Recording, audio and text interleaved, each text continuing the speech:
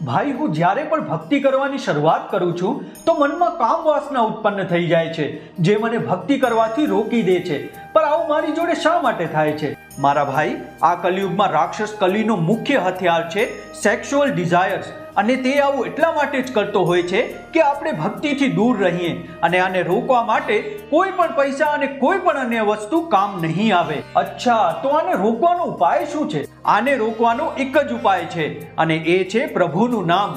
તમે રામ નામ લ્યો, મહાદેવનું નામ લ્યો, હનુમાન ચાલીસાના પાઠ કરો, અથવા માતાજીના નામોના ઉચ્ચારણ કરો. શરૂઆતમાં તમને આવા વિચારો આવશે જ, પણ જેવી તમારી ભક્તિ પ્રબળ થતી જશે ત્યારે તમને પોતે જ આવા વિચારો આવવાના બંધ થઈ જશે. કારણ કે રાક્ષસ કલી એક જ વસ્તુથી ડરે છે, અને એ છે આપણા પ્રભુનું નામ. અને જેવા તમે ભક્તિમાં આગળ વધતા જશો તેમ જ તમારા જીવનમાં બધું જ સારું થતું જશે, અને ભક્તિના પ્રભાવથી તમારા પાપ કર્મ